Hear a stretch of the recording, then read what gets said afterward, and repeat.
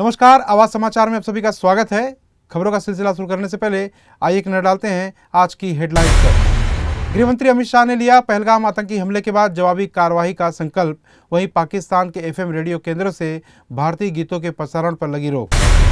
PM Modi का आंध्र प्रदेश दौरा आज 58,000 करोड़ की परियोजनाओं का करेंगे उद्घाटन और शिलान्यास।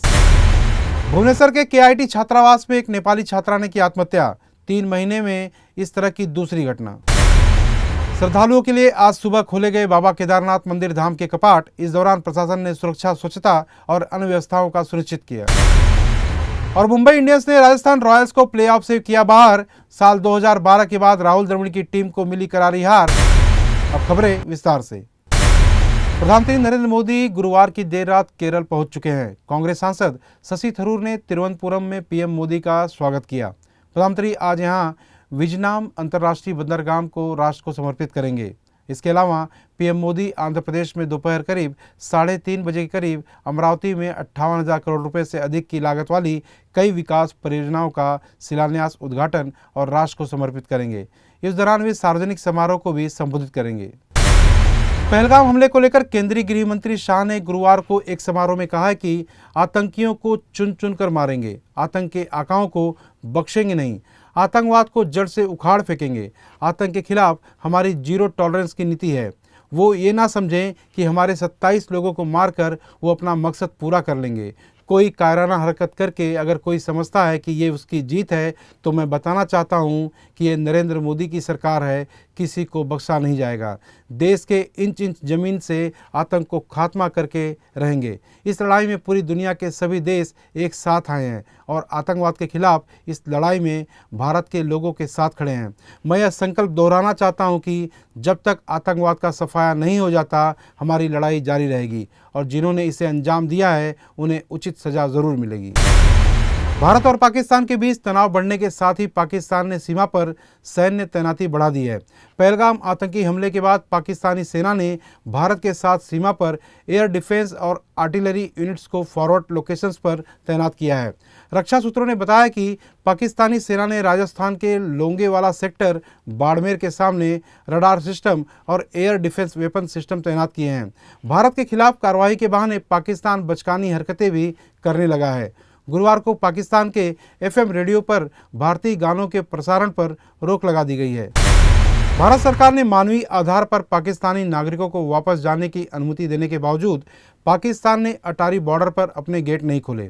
इससे बड़ी संख्या में पाकिस्तानी नागरिक भारत में फंस गए हैं। खबरों के मुताबिक कई वाहन अपने प्रियजनों को लेने आए थे, लेकिन पाकिस्तान के गेट बंद होने के कारण उन्हें वापस लौटना पड़ा।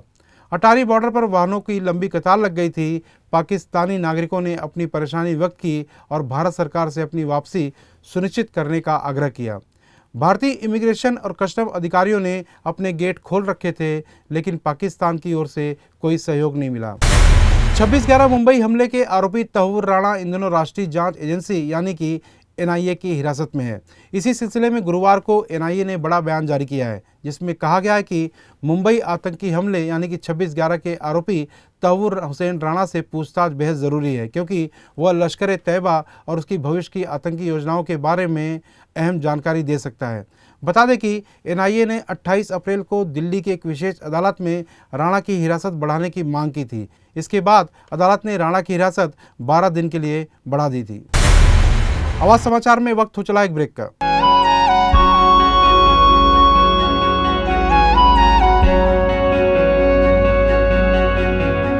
आवाज इंडिया, आवाज इंडिया, आवाज इंडिया, आवाज इंडिया, इंडिया, आवाज इंडिया, आवाज इंडिया।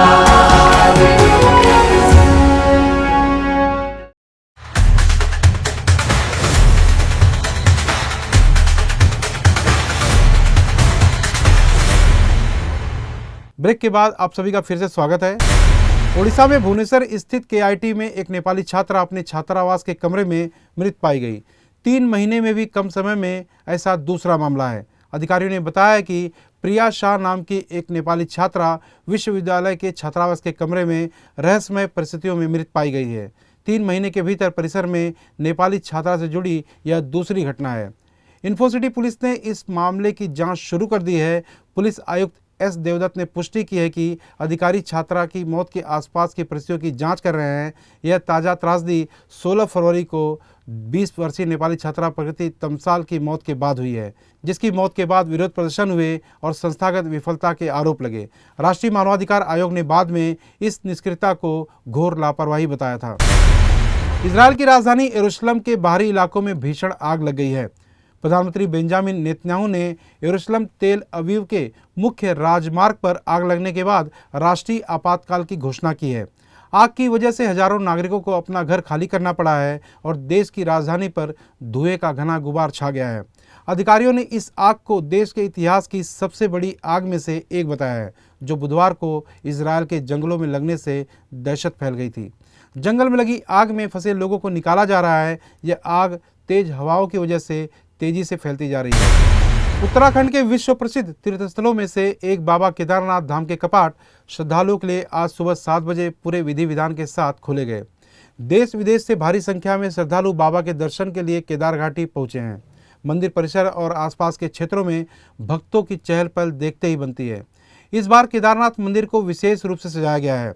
ऋषिकेश और गुजरात से आई पुष्प समिति ने मंदिर को 108 क्विंटल फूलों से सजाया है, जिसका भव्य रूप देखते ही बनता है। रंग बिरंगे फूलों की सुगंध और भव्यता मंदिर को और भी दिव्य आभा प्रदान करती दिखाई दे रही है। टीवी एक्टर एजाज खान अक्सर अपनी पर्सनल और प्रोफेशनल लाइफ को लेकर चर्चा में बने रहते हैं। अब एक बार फिर एक्टर अपने कंट्रोवर्शियल बयान की वजह से कानूनी पचड़े में फंस गए हैं। हाल ही में उल्लू ऐप के शो हाउस अरेस्ट का सोशल मीडिया पर जमकर विरोध हो रहा है।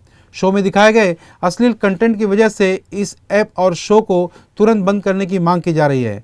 इस शो की कुछ अश्लील video social media platform x पर वायरल हो रही हैं। वीडियो को देखने के बाद से लोगों में काफ़ी आक्रोश देखने को मिल रहा है। आईपीएल का 2025 सत्र अब अपने रोमांच की पराकाष्ठा पर है। लीग में लगातार दूसरे दिन एक और टीम की प्लेऑफ की दौड़ से विदाई हो गई। चेन्नई सुपर किंग्स को उसके ही मैदान चेपॉक पर पंजाब किंग्स ने शर्मनाक हार दी थी, तो अब मुंबई इंडियंस ने राजस्थान रॉयल्स को उसके ही मैदान पर 100 रनों की शर्मनाक हार देते हुए प्लेऑफ की दौड़ से बाहर कर दिया। कल हुए मैच में मुंबई इंडियंस ने राजस्थान रॉयल्स को 218 रनों का लक्ष्य दिया, जिसके आगे राजस्थान रॉयल्स को बल्लेबाजी पूरी तरह फेल रही। इस तरह साल 2012 के बाद पहली बार मुंबई ने सवाई मान सिंह स्टेडियम में राजस्थान रॉयल्स को हराया। इस तरह से राहुल द्रविड़ की टीम प्लेऑफ से बाहर हो गई है। आवाज समाचार में फिलहाल इतना ही। आपसे फिर होगी मुलाकात, तब तक के लिए नमस्कार।